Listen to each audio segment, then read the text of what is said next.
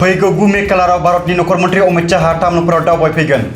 नख'र मन्थ्रिया तामुलपुराव BSFनि सोलायगुलि भारत दोनथुमग्रा कारखाना लुफुंनायनि अन्थाइ खाम्फा गायसनफैगोन। BTR गिबि खेबनि थाखाय गायसनजागोन सोलायगुलि भारत दोनथुमग्रा कारखाना आरो सा सानजा ओनसोलाव बेनो BSFनि देरसिन हाथियारनि बाख्रि जागोन। हादरनि नख'र मन्थ्रि अमित शाहआ फैगौ 9 मे खालाराव तामुलपुर जिल्लानि नाग्रिजुलि कालिसिनिआव सोलायगुलि भारतनि कारखाना लुफुंनो थाखाय अन्थाइ खाम्फा गायसनफैगोन।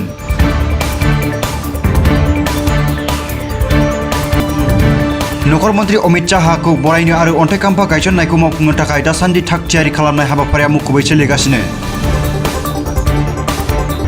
फैगौ 9 मे खालाराव हादरनि नख'र मन्थ्रि अमित शाहआ तामुलपुर जिल्लानि नागिरजुलियाव सोलायगुलि भारतनि कारखाना अन्थाइ खाम्फा गायसनगोन समाव आसामनि गिबि मन्थ्रि डक्टर हिमन्त बिश्व शर्मा, BTRनि गाहाय मावफुं सोद्रोमा प्रमद बर' आरो गोबां केबिनेट मन्थ्रि आरो MLAफोराबो बाहागो लागोन।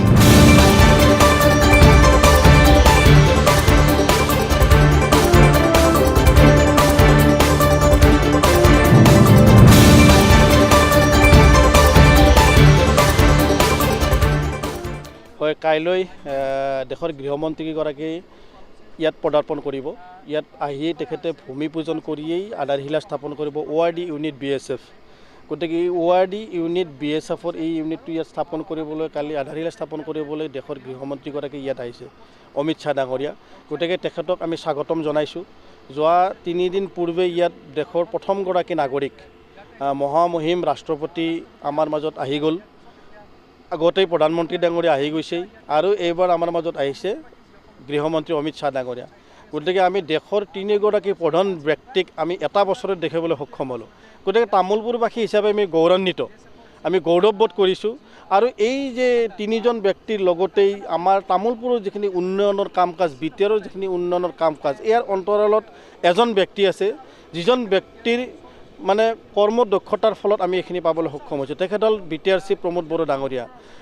তেখেতৰ চিন্তাধাৰা, তেখেতৰ BTRক উন্নয়ন কৰাৰ কাৰণে, অসমক উন্নয়ন কৰাৰ যিখিনি তেখেতৰ চিন্তাধাৰা, এই চিন্তাধাৰাৰ মাজত আমি এইবিলাক পাবলৈ সক্ষম হৈছোঁ।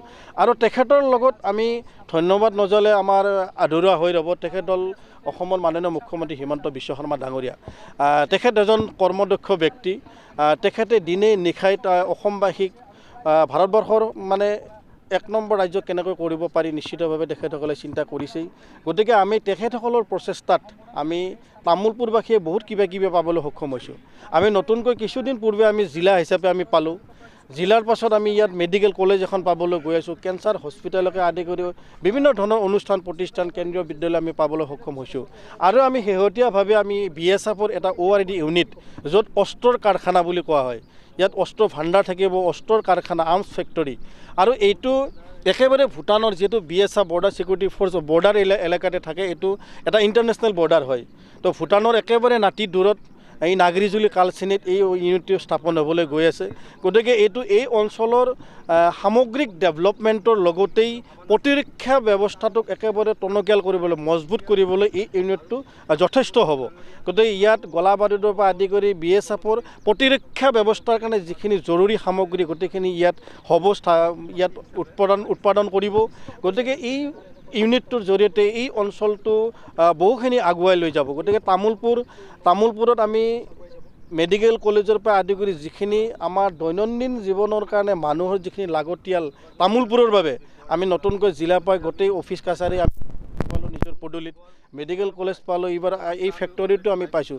যদিও এই ফেক্টৰীটো আমাৰ জনসাধাৰণৰ একেবাৰে লাগতিয়াল বস্তু নহয়, কিন্তু প্ৰতিৰক্ষা ব্যৱস্থাটো প্ৰতিজন ভাৰতীয় নাগৰিকৰে কাম্য। গতিকে প্ৰতিৰক্ষা ব্যৱস্থাটো যিমান শক্তিশালী হ'ব, আমি দেশৰ নাগৰিক হিচাপে আমি সিমানেই সুৰক্ষিত হ'ম।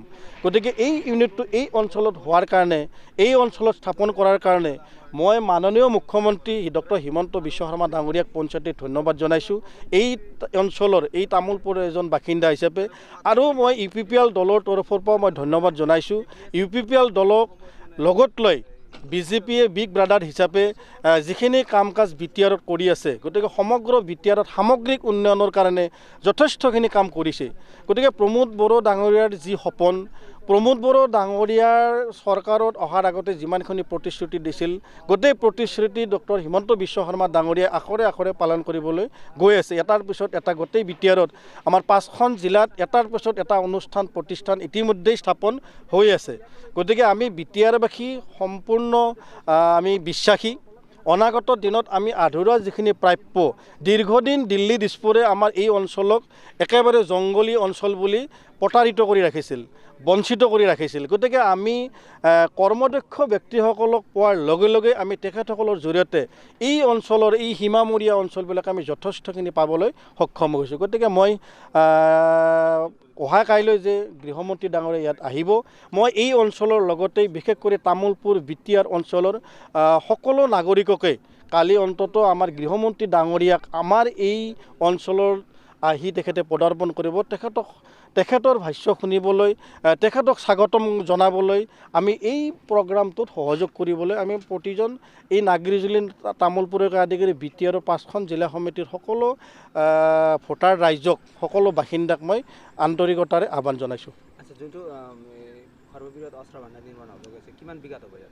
এইটো এতিয়ালৈকে নিৰ্ধাৰিত হোৱা নাই যদিও ইয়াত 2000 বিঘা মাটি ইতিমধ্যেই নিৰ্ধাৰিত কৰিছে গতিকে ইয়াত যদি আকৌ বেছি মাটিৰ প্ৰয়োজন হয় নিশ্চিতভাৱে ইয়াত ল'ব পাৰিব কাৰণ এই অঞ্চলত 5000 বিঘাতকৈ বেছি ভূমি ইয়াত পৰিত্যক্ত অৱস্থাত পৰি আছিল গতিকে ইয়াত ভূমিৰ মানে ইয়াত অভাৱ নাই যিহেতু ইয়াত ভূমি যথেষ্টখিনি আছে যিমানখিনি লাগে তেখেতসকলে চৰকাৰী বিধি আৰু নীতি নিয়মমতে তেখেতসকলে ল'ব পাৰিব আৰু কিছুদিন পাছত হয়তো আমি দেখিবলৈ পাম ইয়াত CRPFৰ এটা ডাঙৰ ইউনিট হ'বলৈ গৈ আছে গতিকে এই অঞ্চলত যথেষ্টখিনি মাটি আছে আৰু 2000 বিঘা মাটি লাগিলেও তেখেতসকলে পাব একেবাৰে খালী মাটি পৰি আছে কিন্তু